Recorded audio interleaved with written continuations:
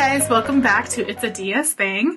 I'm Evelyn. Jenna is not able to join us today, but I do have a really awesome guest here with me today. It's an honor to be on here. My name is Matthew, and we're going to be talking about First Kings today. I wasn't sure if I should spill the beans. Yeah, you should. Okay. Beans spilled. I am her boyfriend.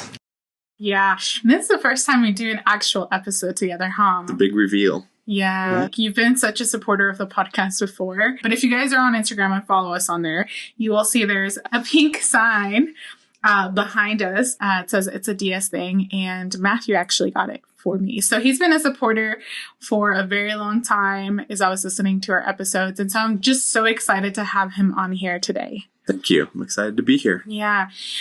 So anyways, let's get right into it because I feel like we have a lot to talk about. We have been studying First Kings, and we kind of just got into it because a group of girls were doing it. And so I was like, hey, I'm going to start reading First Kings, a chapter a day, and see what's up. And I told Matthew, hey, do you want to do it with me? And he's like, yes. So he started reading it with me, and the idea was to read a chapter a day. So this currently, I don't know when this will come out, but today is September 21st? Yeah. Yeah, 21. So, First Kings has 22 chapters, but we were so excited that we decided to just finish them all today. And so we've officially finished reading First Kings. And so we wanted to share a couple lessons that we've learned because our conversations have been great, huh? Mm-hmm. Yeah, we've talked a lot about it, and we've actually gone back and reread a couple chapters to extract a few more lessons that might have hit us later or were relatable in life. And so we just finished it, whole chapter. Yeah. The whole book. And it's crazy, huh? Yeah, it's very crazy. Yeah, all these kings and everything that's just going on is a little insane. It's filled with drama. What did you think about First Kings, as a whole? Honestly, I always thought it was a boring book. I thought it was just a bunch of names. And I read the whole Bible through once a long time ago. It was a New Year's resolution. And I don't remember getting a lot out of it at the time. But now that I'm, looking for its meaning, not just trying to read the Bible through, I was able to extract a lot more. And it's actually pretty crazy. It's not what I remembered. Yeah, it is. It's very juicy, like you're saying. Yeah, lots of drama. Yeah, it's crazy too how just God brought a lot of kings up and then was like, well, you weren't obeying me, bye. Yeah. And kind of kicked them out. But it's amazing to me to see how leaders can influence such a huge nation. Yeah. And because of the things that these kings did, it's just kind of that domino effect that it started affecting the nation as a whole and not just the leader's family. Yeah, absolutely. And their ancestors. Yeah. I guess we'll get more into that later, but there's a lot that goes into that. But David dies at the beginning of First Kings. All throughout First Kings, David is brought back as the example. It's God always says, well, you didn't follow in the footsteps of my servant David. He was always a man after God's heart, but at the same time, he failed so many times. So we're all these kings are also failing. So where is the difference between David and these kings? Yeah, it's really interesting because David has quite a reputation. I mean, if you read the whole Bible through it, you'd almost be tempted to think David was God's favorite of anybody in the Bible. Yeah. And he was a perpetual sinner. He had all sorts of affairs and killed people, and he was a man of war. It's just a little bit surprising. Obviously, we don't understand God's heart, but he really loved David and admired him, and that's clear in this book. But I think the more we read through, the more we can kind of get a picture for what God disapproved of in so many of these kings, and it was something that David didn't have. There were several kings who fell literally once, and God punished them for it, or their families. True.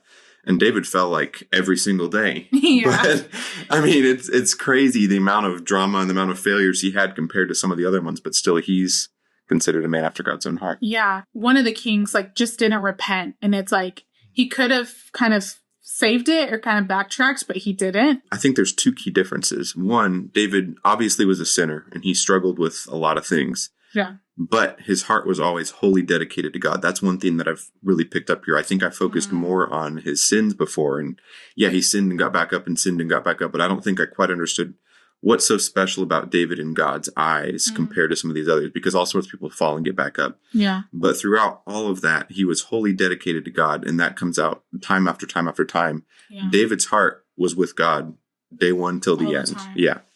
And these other kings didn't have that. Some of them probably even sinned less than he did. Yeah. I feel like some of them, like they might have just, they done one thing, like they worshipped Baal or they didn't bring down the high places. Yeah. And that's really all it says about their legacy.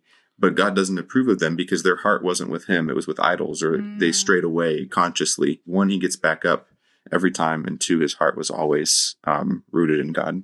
That's true. Because I don't think David had any specific idols or anything like that. No, never. Like, he always understood that God was the God and, like, would give him victories, but also knew when, like, he took responsibility of his actions, I think. Whereas many kings were like, why? Why do you do this to me? And it's like, Yeah, not only he took responsibility for his actions, but even when things were really bad, he got angry at God many times, but he didn't turn away from God. He talked about it. He told God right to his face, I'm angry with you. I'm frustrated. I'm hurt. And always the one he went to with his problems was straight to God, not to anybody else. He didn't turn away. He didn't find somebody else to worship. He didn't find somebody else to love. Yeah, I didn't think about that. It was always God. Yeah, I just thought of that. Yeah, righteousness means like someone who fails, but what makes him righteous is because he gets back up and tries again. Okay. And so I think like David was that way. Yeah. And I don't know, it gives me hope too. Yeah, 100%. Like we can fail so many times that we can also get back up. I think David's a prime example of somebody we should take his example and have hope from that, because I think by all accounts, compared to a lot of people, he fell probably more. I mean, I think he was so volatile that he fell into sin and temptation and depression and all sorts of things constantly, probably more than a lot of people. So I think he'd be a great example to those. Like if David was held in this high of esteem in God's eyes, we can be too. So that is one of the many lessons we learned from Kings. Kings. That's a big one.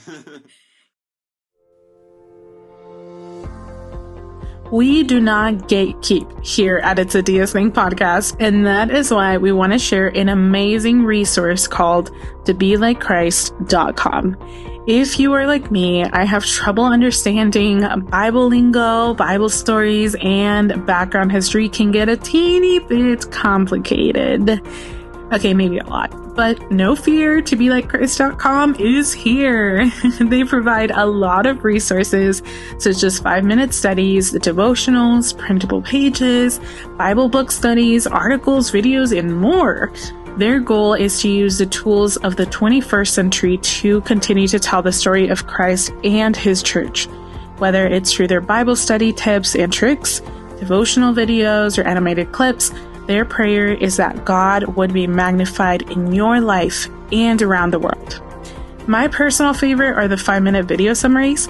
So Luke Taylor is actually really good at breaking it down with maps, background information for context, character names and their description, and my absolute favorite, the application section. Since I started reading First Kings, I noticed that I would get a little confused with all the kings' names, and it was difficult to follow along some of the stories. However, when I started watching the 5-minute chapter summaries, it really just opened my eyes to see the bigger picture. Plus, the application section made me understand God's character and love for his people. And everything is absolutely free. That's the best part. You can always find their videos on YouTube. So just type 2, like the number 2, Be Like Christ. That is tobelikechrist.com.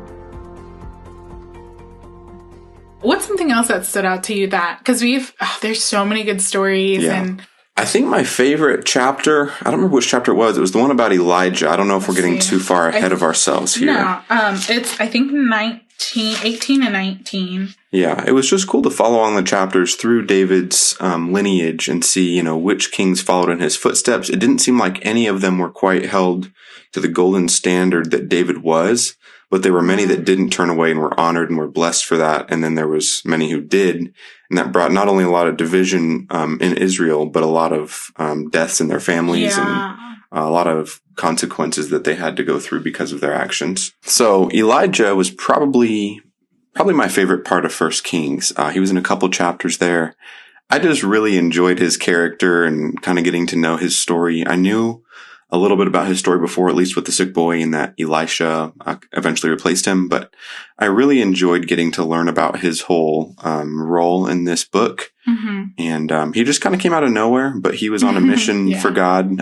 He had an assignment to do, and he did it. He did it really well and was rewarded. And so he was very sarcastic like you. He was sarcastic like me. I appreciated that. So we found him very relatable, what really caught our attention. And so kind of to refresh everyone's memory, or if you don't know, King Ahab is on the throne right now, married Jezebel, who worshipped other gods. Ahab was just a bad king. God brought Elijah and to kind of prove them all wrong. God did performed a miracle basically, because he rained fire from heaven to Elijah's altar and kind of proved all the other prophets wrong. Yeah. And I think that's something that happens today too, is God gives us so many warnings. Like when we're reading the book, everything was really dramatic then. And I don't know if that's, I mean, that is, yeah. I don't know if he worked more dramatically in that time or if it's just the context it was in, but the lessons are so dramatic, and it's easy for us to see the lessons in them.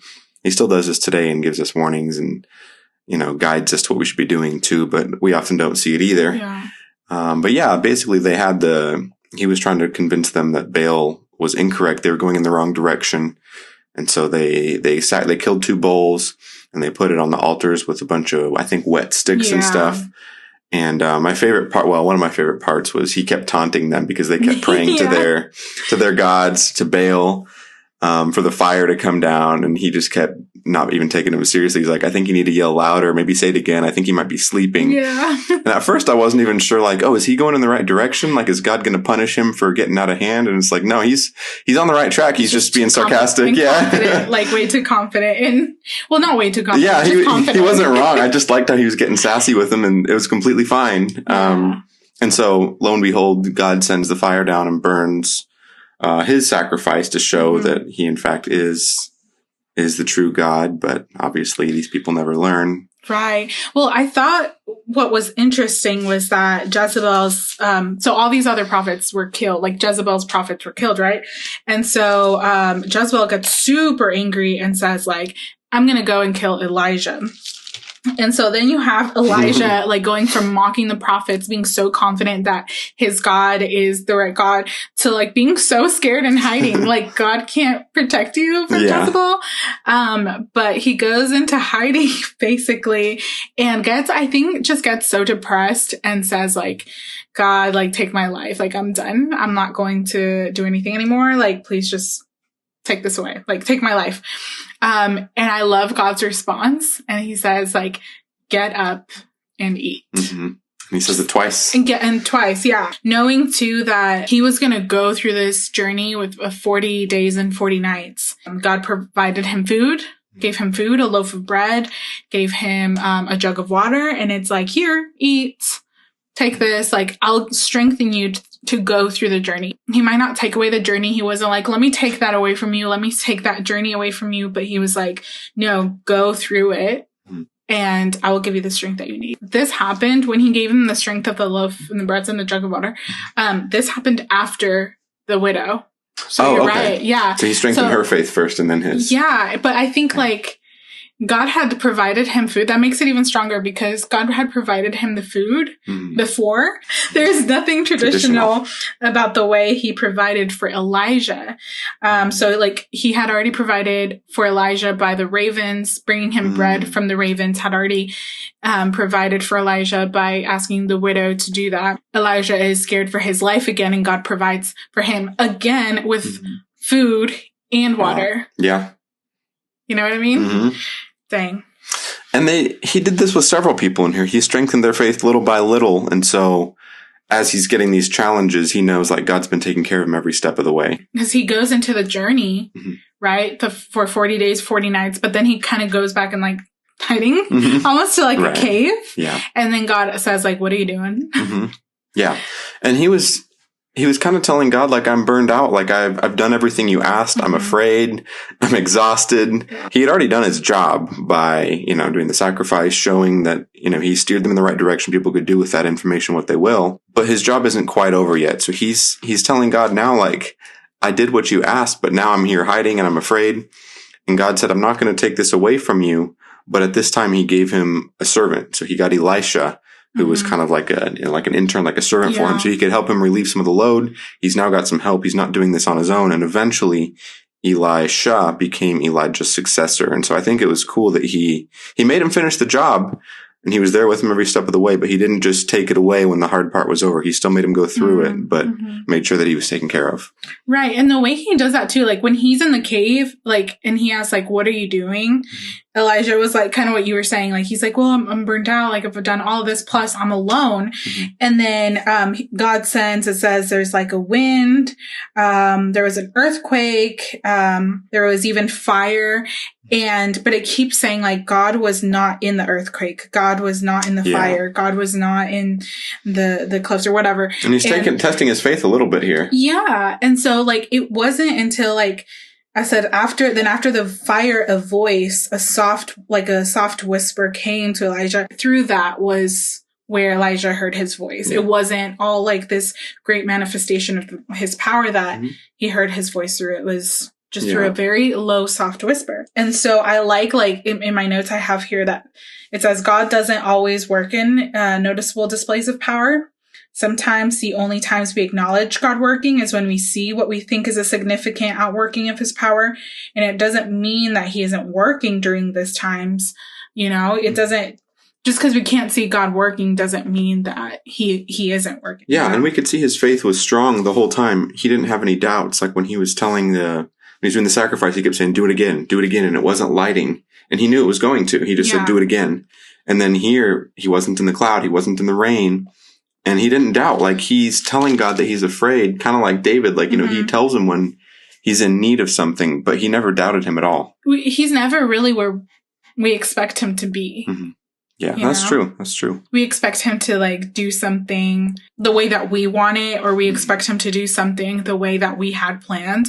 But in reality, he's doing something else. Like he's working, even though we don't see it. And that's when he shows Elijah, like, you're not alone. You have, you know, these people here to support. And that's when he brings Elisha. Yeah. That was one of the things that really stuck with me. Yeah, I agree. I really liked his story a lot. I could read that over and over again and continue to I actually read that chapter a couple times, just getting more out of it. But I really like his character and would love to do a little more research on kind of his life. And he kind of came out of nowhere. So I'd like to find out a little bit like where he came from and how he got assigned that role. Tibish. Something like that. Yeah, something like Tishite. He was a Tishite, yeah. Yeah.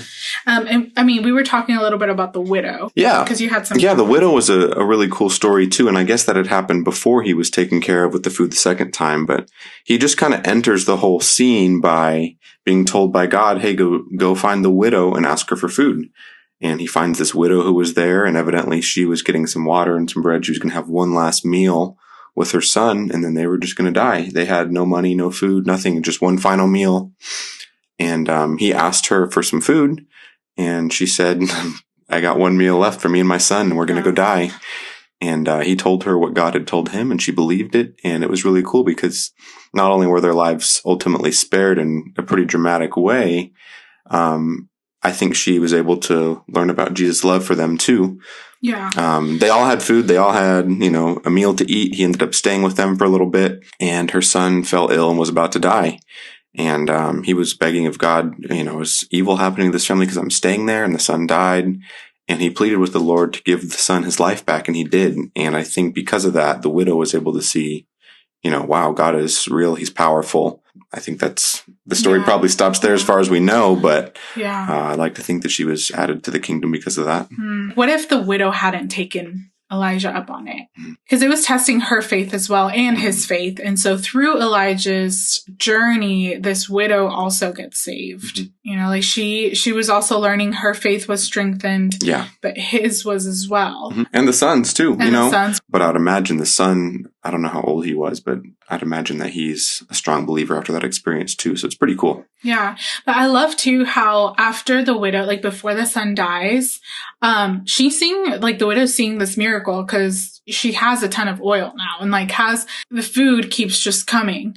She's seeing this miracle, but then as soon as the son dies, she's really quick to blame God. And it's like, wow, look at what you look at what you did, or like, you brought this upon me, and like, have I done anything to you, kind of thing. All I've done is help you. And so then that's when the widow kind of starts doubting. And it just reminds me of us a lot, how when everything is going well, we're super happy. We're like, no, great, God did this for me.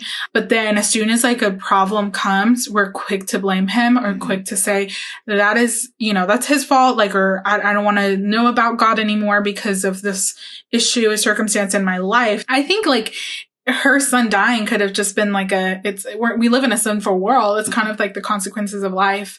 And, he might have gotten super ill that he just ended up dying. Yeah, that could have very well been coincidence, but God used that and turned it around and strengthened everyone's faith as a result. Right. And we can see God like using bad things for good a lot of times. And like, I think he can prove it to us over and over and over again. I know in my life, like, I've always, like, God has been there. I mean, you've seen some of that too. Like, God has been there, and there's a lot of times where like I turn away or I doubt God's love, or that he will provide for me like Elijah did. And he still does. And he's like, how many times do I have to prove this to you? How many times do I have to show you my love and prove to you that I can protect you, that I can provide for you?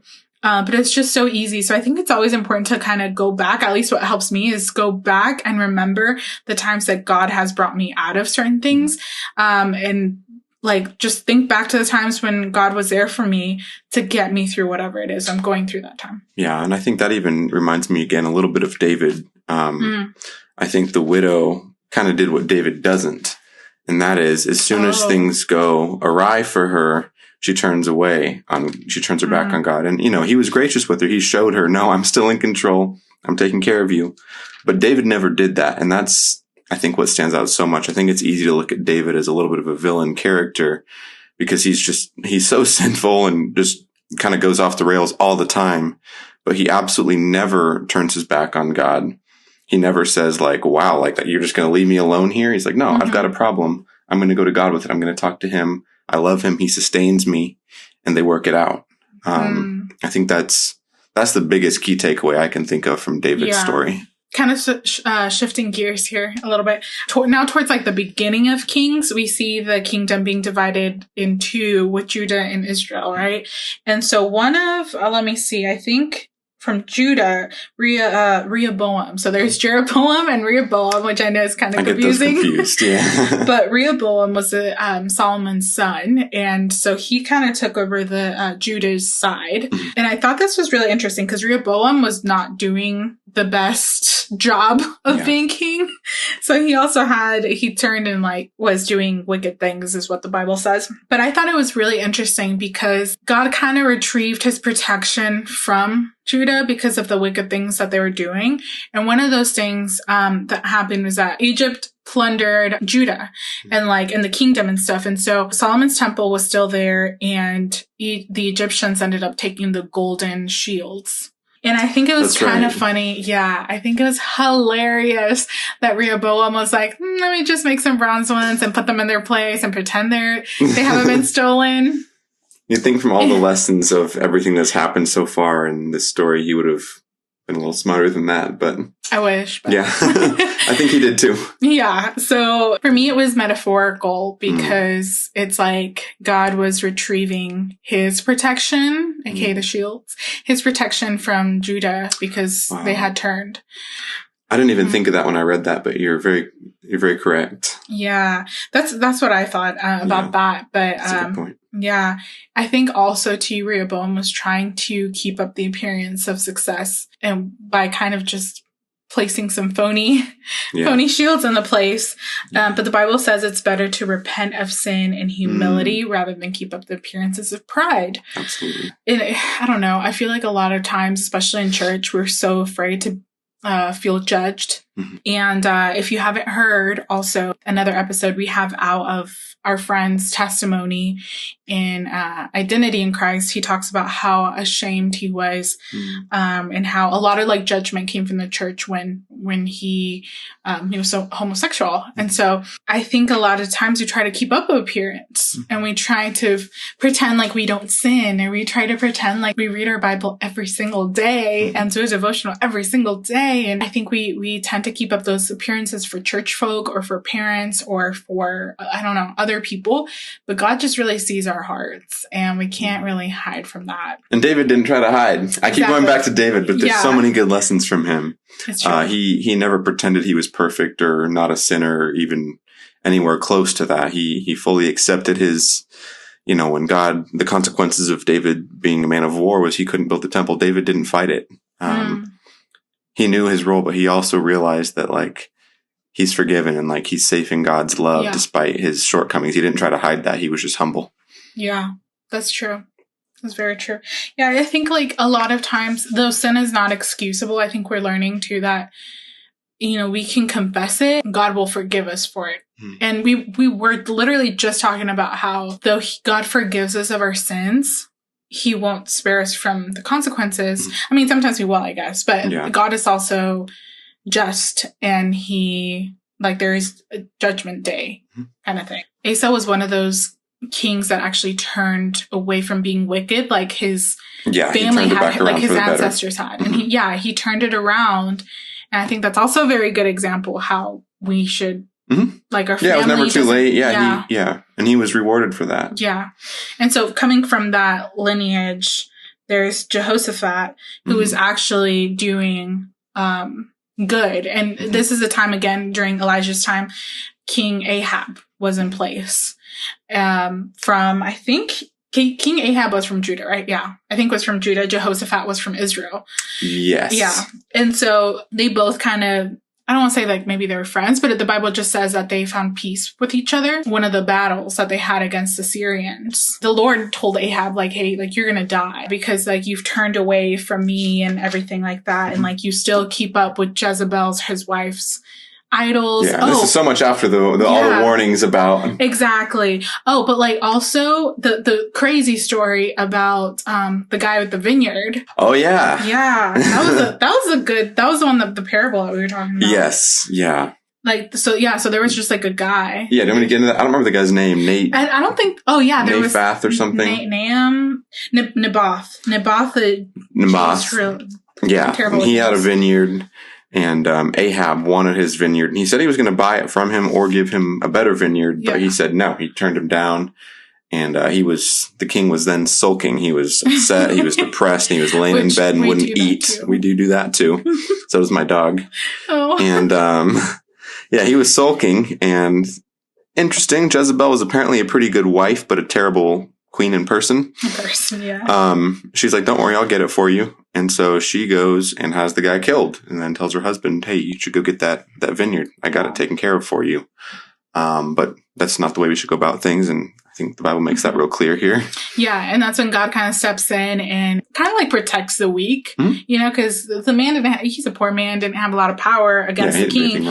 But God is hey, because you literally murdered, you're going to die. Basically, he's telling Ahab, which I think was crazy. We made that comparison earlier about how it's kind of like David. Again, we've been talking about David this whole time, but it's kind of like David. Ahab kind of commits murder in a way, even though it was Jezebel, but it was it was the same way David got Bathsheba. Yeah, because Jezebel told Ahab and Ahab did not stop it. So I mean, kind of the same thing. And so he makes the unexcusable sin, and David did the same thing with Bathsheba. Right. Yeah. It said something like he was always right in the sight of the Lord, always righteous in the sight of the Lord, except for that one shortcoming was obviously a very big deal. Yeah. And so it was a big deal because God mentioned that. Yeah. He was the one talking about that. And so it's funny because we see it in Ahab too. I keep thinking, man, these people just never learn, but we all do it today too. It's just,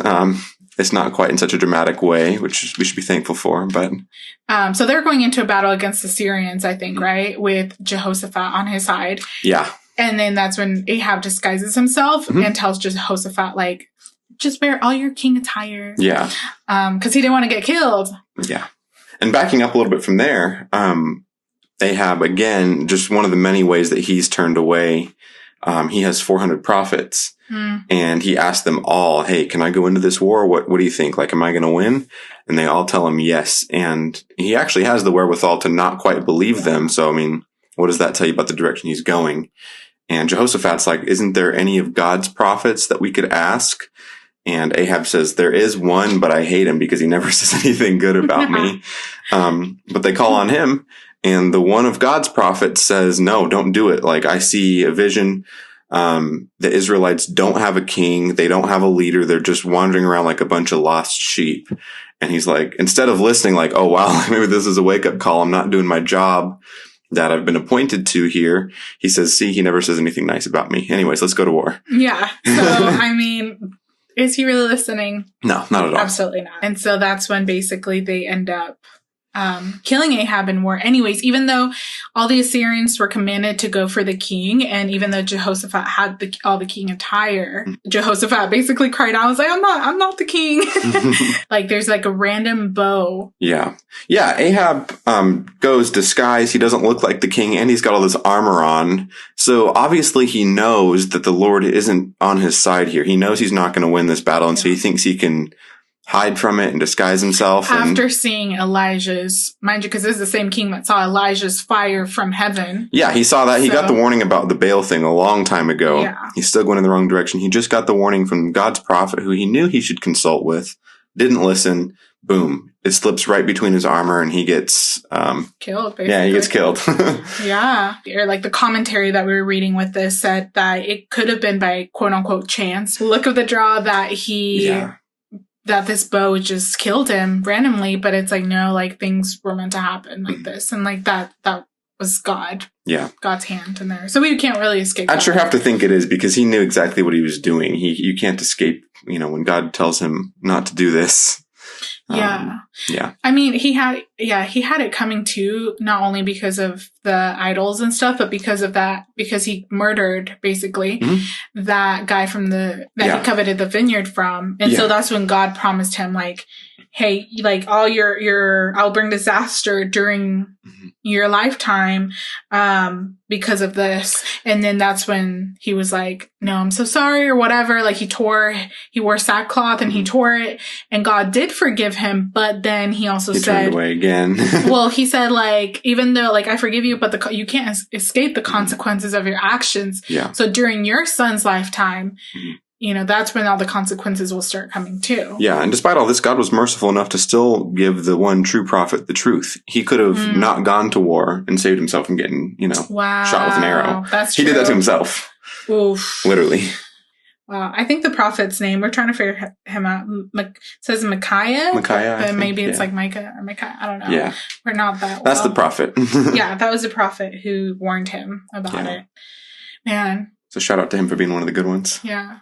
Yeah. No, one good one. True. I mean, there's so many other things that I think that you guys should definitely go ahead and look for yourselves. Like, I love stories and I love a good book and a good story. And like, this was actually, I was very surprised with the stuff that we found. Yeah. Same, honestly. I think I could read it through again and probably get just as much as I did out of it this time in a new way. It's very complicated. I had to look up some study guides at times. We both, we found a guide online that helped a lot, but it's an excellent book that I'd definitely recommend. Yeah, exactly. So I think seeing all these kings and stuff make me think like, man, they were so dumb. Yeah. Like they like steered away, and though they had all these signs that they need to come back, they didn't. Mm-hmm. But I mean, like I said earlier, how many times has that happened to us? Yeah. Like, if you ever feel, sorry to interrupt, if you ever feel like God isn't speaking loudly enough to you, I think all the lessons here apply to us as well. And they're very loud. Yeah, they are. Wow. Yeah. So anyways, with that, we want to conclude this episode. I hope to have you on more often. I would love to be on again. Yeah, he is very wise. Matthew, I think, is one of the smartest people I know. So. Wow, thank you. So I think he brings a really good perspective. I have, my own thoughts, obviously, but reading this with him has just given me a lot of more insight to a lot of things. And I love our discussions. And so maybe we'll have to record more. I think we'll, starting October, 2 Kings might be our book to read. We'll let you know. We'll give you guys an update on that too. Yeah. So if it's not on an episode, you can find us on Instagram too. And we upload stories on there as well. A lot of reels too of our other episodes. So make sure to check us out on YouTube and Spotify and Instagram at It's a DS Thing podcast. Thank you for joining us. See you next time. Bye.